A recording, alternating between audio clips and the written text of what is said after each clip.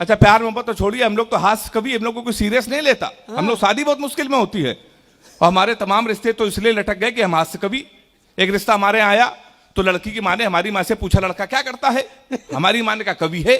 बोले उनके पिताजी क्या करते हैं। बोले वो भी कवि। बोले उनके पिताजी। बोले वो भी कवि। वो बोली क्या घर में कोई इंसान नहीं है। रिश्ता लौट गया। एक महीने बाद फिर एक रिश्ता आया। फिर लड़की की माँ ने पूछा लड़का क्या करता है। हमारी माँ ने कहा कवि। उन्होंने शादी मंजूर। अच्छा कवि के नाम से कई रिश्ते लौट गए। हमारी माँ ने कहा मंजूर क्यों। वो बोली जोड़ी बहुत अच्छी रहेगी, आपका लड़का कवि, हमारी लड़की पागल है। तो तमाम रिश्ते हमारे साथ लौट गए। अच्छा एक दिन हमारी शादी फाइनल हो गई। हमने शशिकांत भैया को फोन भी किया तो हमारे पिताजी ने हमको फोन किया, कहने के लड़की पसंद है लखनऊ में, सुबह 11 बजे तैयार रहना, लड़की को देखने जाना है। हम 11 बजे तैयार हो गए कि लड़की को देखने जाना था। फिर 11 बजे पिताजी का फोन आया, कहने के बेटा ऐसा है हमको ऑफिस में काम आ गया है, हम लड़की को देखने नहीं जा पाएंगे, तुम अकेले लड़की को देखने चले जाओ। और ब्राह्मण घर में पैदा हुए हो, ये घर की परंपरा है, ब्राह्मणों की परंपरा, किसी घर जाते हैं पहली बार जाते हैं तो खाली हाथ नहीं जाते हैं, कुछ लेके जाते, कुछ लेके तुम चले जाना। अब हम उत्तर प्रदेश के, हम कट्टा लेके चले गए। फिर 2.5 साल बाद जमानत हुई हमारी।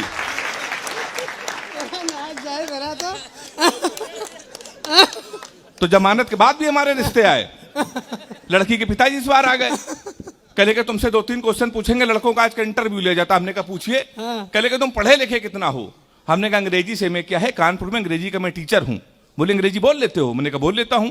बोले अंग्रेजी आती है। मैंने कहा धारा प्रवाह आती है। बोले ABCD आती है। अब मैं अंग्रेजी का टीचर, हमसे पूछ रहे ABCD आती है। हमने कहा आती है। कह रहे आती है तो छोटी ABCD सुनाओ। यहां तालियां आती हैं। तुम साहब कहां सुनाते छोटी ABCD। कह लेके तुम अंग्रेजी में फेल। गणित आती है। हमने कहा आती है। कह लेके 41 का पहाड़ा सुनाओ। हम उसमें फेल।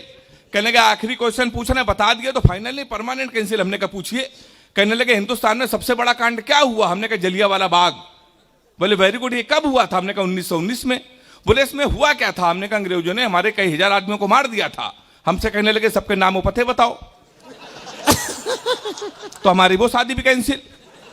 फिर एक दिन हमारी शादी हो गई, बिल्कुल आपको सच्ची घटना बता रहा हूं। शशि भैया से पूछ रहे हैं, हमारी बारात आए थे, भारत और पाकिस्तान का मैच था, सेमीफाइनल क्रिकेट का। हमारी शादी, हमने पिताजी से कहा आज के दिन शादी ना करिए, पूरा हिंदुस्तान मैच देख रहा, हमारी आप शादी कर रहे हो। भारत और पाकिस्तान का जब मैच होता है तो घर से लोग बाहर नहीं निकलते हैं। भारत और पाकिस्तान का मैच, हमारी शादी। हमारे कुछ कानपुर के दोस्त हमारी बारात में डांस कर रहे थे, कान में मोबाइल लगा के भारत पाकिस्तान सेमीफाइनल मैच की कमेंट्री भी सुन रहे थे। दोनों काम एक साथ करे, बारात में डांस कर रहे, कान में मोबाइल लगा कमेंट्री सुन रहे। हम दूल्हे के वेश में सजे थे, घोड़ी के ऊपर बैठे थे। जैसे बारात घर पहुंचने वाले थे, एक लड़का घूम कर हमारी तरफ चिल्लाया, बोला छक्का।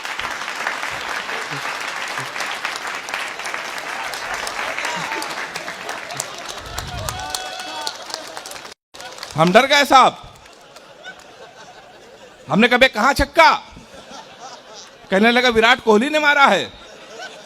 तो हमने कहा कोहली ने मारा तो हमारी तरफ क्यों देख रहे हो। शादी के पहले दिन छक्का कह रहा और देख के हमको, हमने अब की मारे तो हमारी तरफ ना देखना। पता चला 2 मिनट बाद इंडिया मैच जीत गई। किसी ने खुशी के मारे घोड़ी के नीचे सुतली बम रख दिया। अब वो बम फटा तो घोड़ी भागने लगी, हम भी भागने लगे। हमने चलती घोड़ी से पिताजी को फोन मिलाया। हमसे बोले कहां हो बेटा।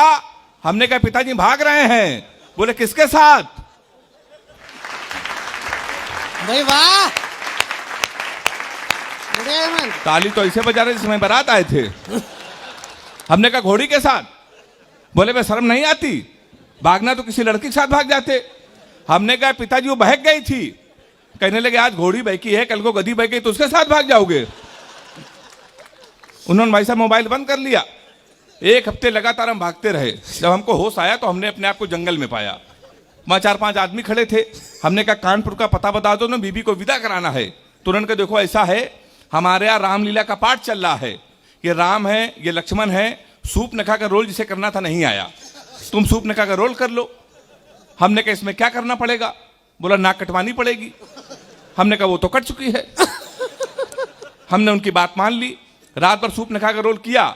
सुबह 4 बजे हमारी आंख खुली, हमारे असली कपड़े गायब, वहां के आदमी गायब, सूप नखा की ड्रेस में पैदल पैदल हम अपने घर पे।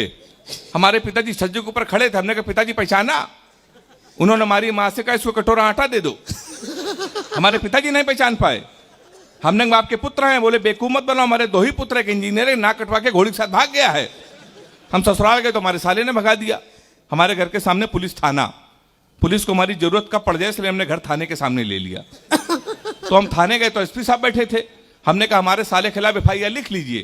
कहने के तुम ही हेमंत पांडे हो? हमने कहा हाँ। कहने के तुम्हारे नाम पहले से FIR है घोड़ी के अपहरण की, तुमको 2 दिन का समय देना है, घोड़ी नहीं आई तो तुम जेल चले जाओगे। हमने उनके पैर छुए, हमने कहा घोड़ी ढूंढ लाइए। उत्तर प्रदेश का बड़ा व्यंग हो सकता है वो घटना आप तक ना पहुंची, पर जिन तक पहुंच जाओ ताली बजा के बताइएगा। हमने उनके पैर छुआ, हमने कहा घोड़ी ढूंढ लाइए।